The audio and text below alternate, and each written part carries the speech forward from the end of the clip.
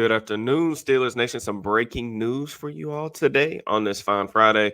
Pittsburgh Steelers, Pat Freiermuth, 4-year, $48.4 million contract extension includes a $11.8 million signing bonus. This contract's going to make him the ninth highest paid tight end in the NFL on an APY basis. If you guys recall, this is kind of the range of contract extension that I thought was possible when we went over those extension possibilities early in the offseason. That's why you guys listen to the channel. But, this has been in the works for quite some time. So it's cool to kind of see this finally get done. Just going to roll through some stuff real quick. Just please make sure that you like, comment, subscribe, all that good stuff. Just on a personal level, man, super excited for Pat.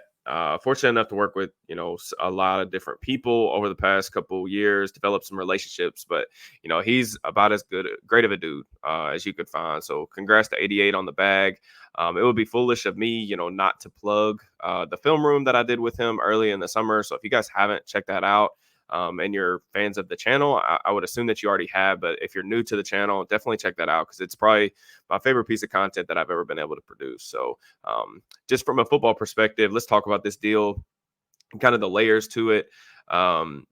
I think I've already seen some people freaking out on Twitter, but I think this deal makes sense for several different reasons. And I'll kind of talk through those things just beyond the organization, really obviously having a lot of belief in the player. But if you go back to 2022, of course, last year, the injuries, and the situation wasn't great. But here's where he ranked among tight ends. He was sixth in receptions. He was sixth in receiving yards and fifth in first downs. Pretty good numbers, right? Like you talk about some really good company when you start getting into the top five of those categories. I think it's also worth mentioning the situation that he was playing in. I don't really need to explain to you guys that the situation in Pittsburgh on the offensive side of the ball in recent years has not been great. I think a lot of players would probably feel that they haven't been utilized to the best of their ability. You just think about some of the factors here. Matt Canada, offensive coordinator that I think the vast majority of you guys probably were very underwhelmed by. The quarterback situation has been very much in flux, hasn't been great. So to be able to even put up a season like that in that situation is impressive in its own right. And I think that there's reason for a lot of you guys to believe that this thing's going to look better, hopefully this year and hopefully beyond. Some of the additions that they've made, they've got an offensive coordinator in here that's at least had some success, some NFL success in the past, and Arthur Smith. We've talked about the upgrades, the hopeful upgrades that they've made at the quarterback position with Russell Wilson, Justin Fields. Regardless of like your thoughts on those guys, I do think that there's room for optimism that it will at least be a little bit better with those guys in charge. So, but I think, just going back to the offense and the situation, the ecosystem that he's going to be operating within moving forward, he's going to move to this Arthur Smith offense. It's going to feature a ton of tight ends, near the top of the league in terms of 12, 13 personnel usage. If you just go look at targets last season, only two NFL teams targeted the tight end position more than the Atlanta Falcons. There's plenty of opportunity to be made here. There's money to be made in this offense. Even as someone who has studied the Falcons offense far too much and more than I'll ever want to look at again, I'm very confident that Kyle Pitts was less than 100% last year. I just don't think he looked right physically. Those two are like Freiermuth and Pitts aren't necessarily one-for-one comparisons, but they were in the same draft class. Now operating, he's going to be operating in that offense. But even in a situation where Pitts was very clearly less than 100% to me, he still put up over like 650 receiving yards last year. And I think that there are similar things that we can talk about from an Atlanta perspective that probably held his production back. Like Pitts hasn't played with good quarterback play, like some of the other things that, Freiermuth had to deal with as well. So I think that there's just a lot of opportunity in this scheme. We're also going to probably get to see him operate more out of the slot than we ever have, and then talking with, I got to go to Latrobe. You guys remember that during training camp.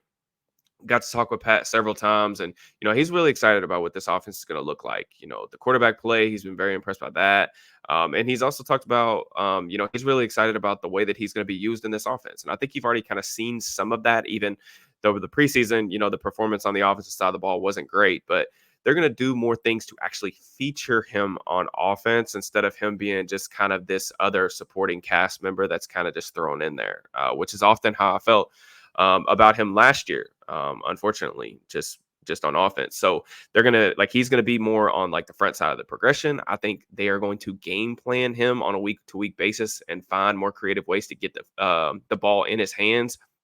You also look at like some of the things that he did 2 years ago that were maybe even better than I would have anticipated. Was like he led the Steelers in yards after catch 2 years ago. Like he had some really explosive plays. You think back to that long catch and run against the Falcons in 2022. So just as a guy that can move the chains, can hopefully help them continue to access the middle of the field. We're hopefully going to see more play action finally in Pittsburgh, which is a good thing.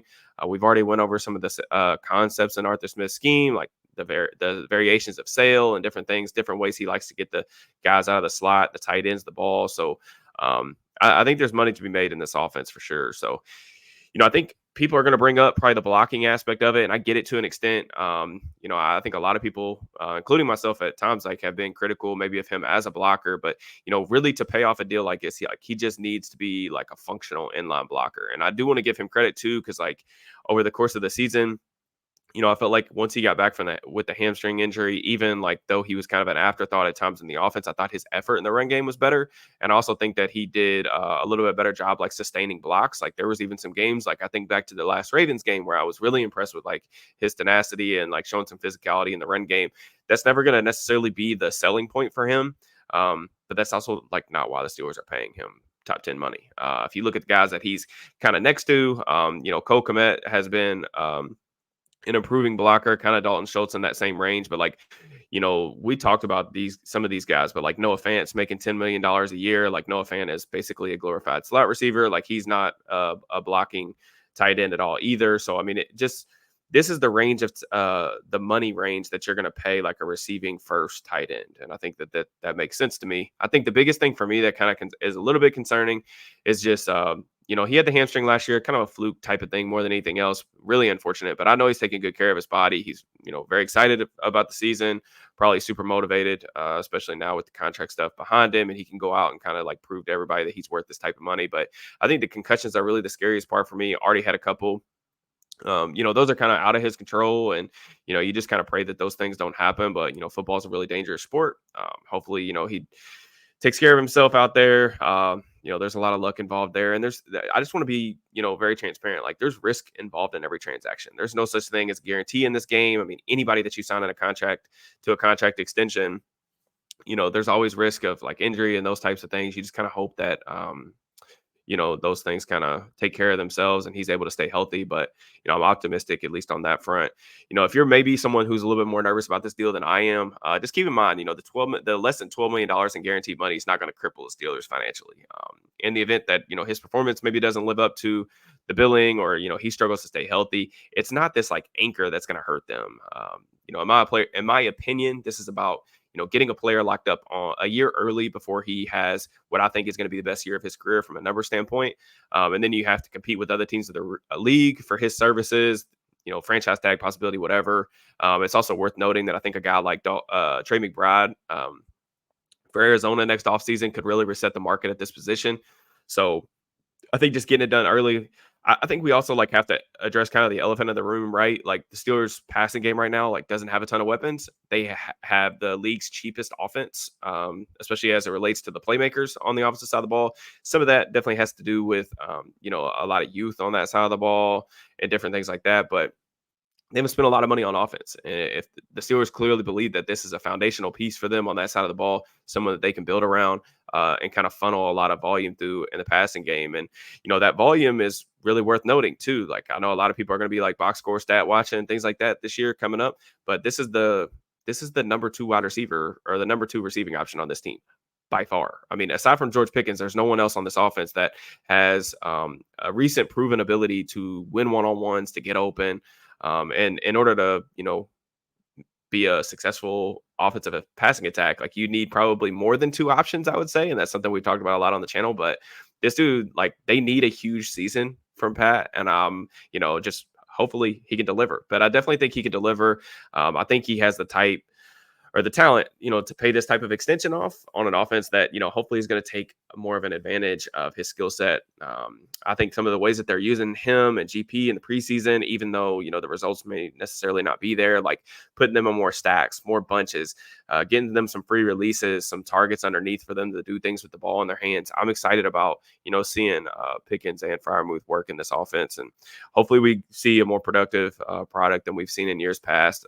Like I said, he's going to work in the slot more than he ever has. But we'll see. Really happy for all those involved just to see resolution here. Thing has been in the works for quite some time. Kind of anticipated this thing and the cam extension getting done. So it's good. I think it's good. It's a solid deal. But you all let me know in the comments like what you all thought. I know a lot of you guys have thoughts. Definitely let me know. I will try to peruse the comments and everything like that. Just as you exit, please make sure that you like, subscribe, just support the channel. As for what's next, Steelers Falcons Week 1 preview in your feeds early-ish tomorrow, probably around noonish. But lots of football coming your way this weekend, including college games. If you're an NFL draft junkie like myself, I posted a 40-minute film room on Miami quarterback Cam Ward that is available to all channel members, going over his dominant performance, 385 yards, 3 touchdowns, I think, in the Swamp last week. Huge win against Florida. So if you want that type of content, you get early access to videos, exclusive film rooms, Steelers, NFL draft stuff, consider becoming a member to the channel. I definitely think that you guys will like some of the things that are already posted there. And then, plenty of content, to come throughout the NFL season. So, just be sure to get your Steelers gear at Homage using the link in the description. If you haven't already, go to my Twitter account. I'm going to be giving everyone one last chance to enter the giveaway contest. There's rules and instructions there, but I'm going to be giving a free t-shirt away from our sponsors, and then probably going to be giving up an SN Plus subscription over the weekend as well, but more to come on that. So for you guys, enjoy your football field weekend. Peace and love, baby.